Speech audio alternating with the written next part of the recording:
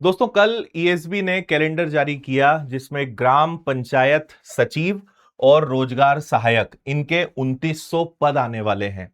सबसे बड़ी आपके सामने जो समस्या है वो ये कि इसके बारे में पूरी जानकारी कहीं नहीं मिल रही है और पढ़ना क्या है, क्या होता है आखिर ये, तो इस सब की जानकारी मैं आपको दे देता हूं। हालांकि आप पुराने मेरे वीडियोस देखेंगे तो कई सारे वीडियो में इसको मैं कई बार बहुत अच्छे से समझा चुका हूं। आज फिर आपको अच्छे से बता देता हूं क्योंकि ये भर्ती आपको मिलने वाली है।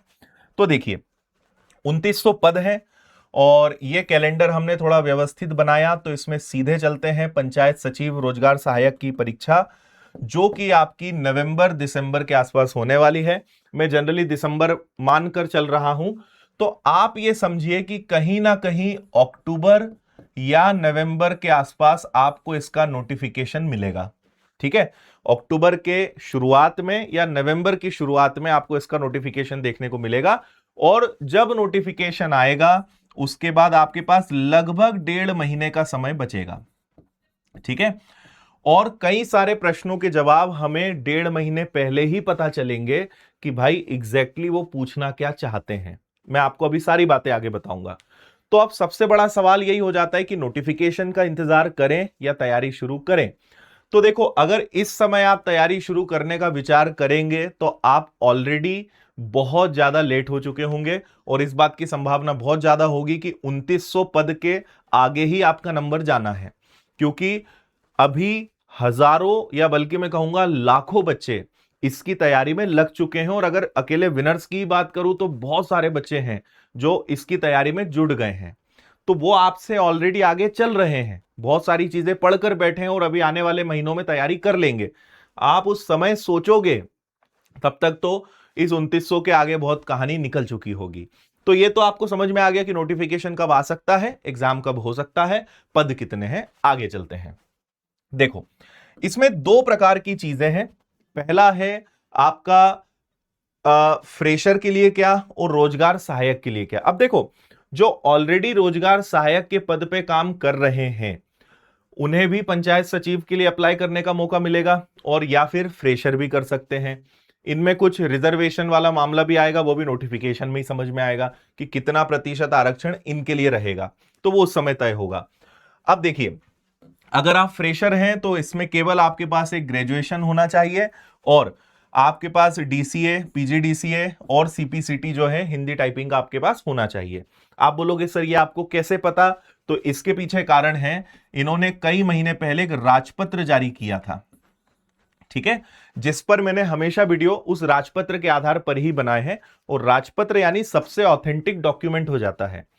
तो उस राजपत्र में इन्होंने बताया था कि कितने टोटल पद खाली हैं, तो करीबन 22,000 के आसपास पद स्वीकृत हैं, यानी इतने टोटल पद हो सकते हैं। उसमें से इन्होंने 2900 का आंकड़ा बनाया कि इतने पद खाली हैं, है ना। उस राजपत्र में ही ये सारी जानकारी आई थी। उसी में ग्राम रोजगार सहायक है तो उसके लिए माध्यमिक शिक्षा मंडल एमपी बोर्ड से 10+2 होना चाहिए, कंप्यूटर दक्षता और सीपीसीटी इनके लिए भी सेम रहेगा। इतनी बात ठीक है। आगे चलते हैं। अब एज लिमिट की बात करें तो जो फ्रेशर हैं उनके लिए रहेगा 21 से 35। जो ग्राम रोजगार सहायक हैं वो 50 साल की उम्र तक भी होंगे तब भी चलेगा। ग्राम रोजगार सहायक कोटा से आवेदन करने पर अभ्यर्थी जिन्होंने किसी पंचायत में ग्राम रोजगार सहायक के पद पर कार्य 5 वर्ष की अवधि पूरी कर ली है वो इसके लिए अप्लाई कर सकते हैं। ठीक है, अब देखो इसमें दो तीन चीजें हैं। अगर अभी हम केवल सचिव की बात कर रहे हैं क्योंकि हमें नहीं पता कि सचिव 2900 में सचिव कितने और ग्राम रोजगार सहायक के पद कितने आएंगे, है ना, तो वो अलग अलग मैटर है। अभी हम केवल सचिव की बात करें तो इसमें पहला स्तर जिसपे सबको ज्वाइनिंग मिलेगी, सेवा ग्रहण करने की तारीख से 2 वर्ष तक इनका ये स्तर 1 रहेगा जिसमें फिक्स 10,000 रुपए महीना मिलेगा। ठीक है, फिर 2 साल बाद ये एक प्रकार से परमानेंट वाले मैटर पे आएंगे कि 2 वर्ष के बाद अब ये एक हो गए और अब इनका बेसिक पे वाला सिस्टम चालू होगा। अभी 7वां वेतनमान है उस हिसाब से, तो आप समझो कि 2 साल बाद इनकी सैलरी कहीं ना कहीं 35,000 से 40,000 के आसपास बनेगी। ठीक है, ये 2 साल बाद होगा।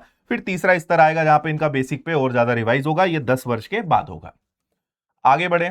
अब सबसे बड़ा सवाल कि पढ़ें क्या, तो हमने यहां पे लिख दिया है कि यह संभावित है क्योंकि जो राजपत्र जारी हुआ उसमें उन्होंने दुनिया भर की बातें कही लेकिन पेपर में क्या पूछा जाएगा इसके बारे में नहीं बताया। फिर हमने तलाश करी कि भाई आखिरी बार ये भर्ती कब हुई, तो इसका कोई ओरिजिनल प्रूफ नहीं मिला। मतलब मध्य प्रदेश में ये कई साल बाद ये परीक्षा हो रही है, कई साल बाद ये एग्जाम निकल रही है, तो इसीलिए इसका पैटर्न और तमाम जितनी चीजें हैं वो कहीं भी ऑथेंटिक नहीं है। आप समझिए कि पहली बार ही निकल रही है एक प्रकार से ये। तो इसमें क्या पूछा जाएगा वो नहीं बताया।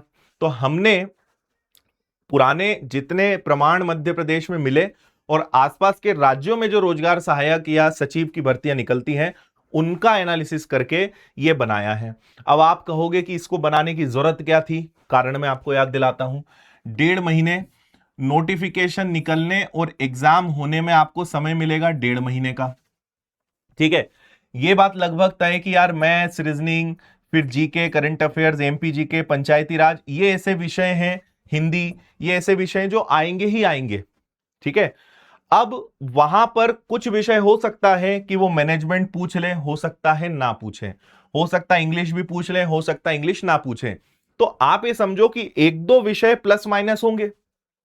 अगर हमें अभी पता ही नहीं है और हम तैयारी भी ना करें तो 1.5 महीने में भाई कैसे पूरा सिलेबस, इतना सिलेबस कैसे पढ़ोगे। तो समझदारी यह है कि जो हो सकते हैं या जो विषय हर परीक्षा में पूछे जाते हैं वो तो पढ़ ही लें। उस समय जो 1-2 विषय नए या प्लस माइनस होंगे उनको पढ़ लेंगे, पर उस समय पूरा सिलेबस पढ़ना बिल्कुल भी संभव नहीं होगा। तो इसीलिए सारे एग्जाम्स को एनालिसिस करके हमने एक संभावना बनाई कि भाई ये सिलेबस हो सकता है, मतलब ये विषय हो सकते हैं। बाकी कंफर्म तो 1.5 महीने पहले ही पता चलेगा। ये बहुत बड़ी मजबूरी है हमारी, इसीलिए आपको ये विषय हमने पढ़ाना शुरू कर दिए। तो आप ये विषय पढ़ना शुरू करिए। लगभग हमने जो कोर्स लॉन्च किया है उसमें सब दे दिया है। मतलब आप समझो कि ज्यादा ही पढ़ना है, इससे कम आएगा। ये सारे विषय नहीं आएंगे, आएगा इससे कम। ज्यादा पढ़ के रख लो, कम आएगा चलेगा, पर पढ़ के ही ना रखो और फिर एकदम से पूरा पढ़ना पड़े तो फिर सिलेक्शन लेने की संभावना नहीं है। और दूसरी बात कि जब ये इतने वर्षों बाद भर्ती निकल रही है, अगली बार कब निकलेगी नहीं पता। तो कई सारे बच्चे, क्योंकि बहुत अच्छी जॉब भी है, कई सारे लोगों का सपना है कि ऐसी जॉब मिल जाए तो बहुत बढ़िया है।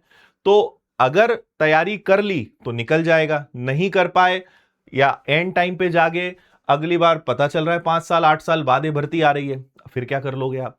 तो इसीलिए पढ़कर बैठना ज्यादा अच्छा है बजाय एंड टाइम पर पूरे सिलेबस को पढ़ना। तो हमने इसलिए संभावित विषय ये बनाए हैं, इनके हिसाब से तैयारी शुरू करने में आप सबका फायदा है, ठीक है। क्योंकि कंफर्म हमें नोटिफिकेशन में ही पता चलेगा और उस समय काफी देर हो चुकी होगी। तो ये विषय को आप पढ़ना शुरू करिए, फायदे में ही आप रहेंगे। और फिर आखिरी में जो भी होगा उस समय हम आपके साथ हैं, तो उस समय जो भी प्लस माइनस होगा उसको एडजस्ट कर लेंगे। तो वो एडजस्ट 1.5 महीने में हो सकता है, पर पूरा सिलेबस 1.5 महीने में नहीं हो सकता। शायद आप लॉजिक समझ गए होंगे, ठीक है। तो इसके लिए हमने बैच ऑलरेडी लॉन्च कर दिया है, काफी समय पहले भी इसको हमने लॉन्च किया था। फीस हमने बहुत कम रखी है, 799। कंप्लीट सब्जेक्ट्स आपको मिल जाएंगे, नोट्स, मटेरियल, टेस्ट सब इसके अंदर आपको मिल जाना है। तो ये बैच आप ज्वाइन कर सकते हो। तो आज ही विनर्स ऐप पर जाएं, पंचायत सचिव का कोर्स सर्च करें और आज से ही पढ़ाई शुरू करें, क्योंकि आपके पास बहुत समय नहीं है, 2-3-4 महीने का ही समय है बस, और पढ़ना बहुत ज्यादा है वाकई में, ठीक है। सीपीसीटी भी आप चाहें, क्योंकि सीपीसीटी में जनरली समय मिल जाता है ज्वाइनिंग के बाद, 1 साल 2 साल 3 साल तक का समय। तो सीपीसीटी की भी तैयारी आप विनर्स के साथ कर सकते हो, जो आपका रिटर्न एग्जाम होता है उसकी, ठीक है। बाकी आप चाहें तो व्यापम फाउंडेशन ले सकते हो, तो इसमें पंचायत सचिव के सब्जेक्ट तो आ ही जाएंगे, बाकी सारे विषय भी आपको मिल जाएंगे। तो ये एक ऑल इन वन बैच है। टेस्ट सीरीज आपको मिल जाएगी। तो ये सब कुछ आपको विनर्स ऐप पर मिलेगा, वहां से जुड़ जाइए। ऑफलाइन पढ़ना है, इंदौर आ सकते हो, किताबें चाहिए कहीं से भी डाउनलोड कर सकते हो। बाकी कोई दिक्कत परेशानी है, कॉल या मेल करके जानकारी ले सकते हैं।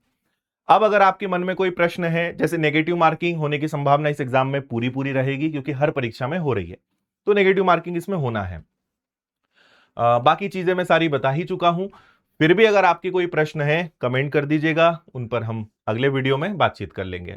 तो आगे मैं आपके कमेंट के आधार पर कुछ और वीडियोस बना दूंगा और लगभग आपके सारे प्रश्नों के जवाब इसमें देने का प्रयास करूंगा। तो आज यहीं पर रुकते हैं, बाकी विनर्स के साथ सारे प्लेटफॉर्म्स पे आप जुड़े रहिए, सारे अपडेट्स आपको मिलते रहेंगे। आज इतना ही, थैंक यू, जय हिंद।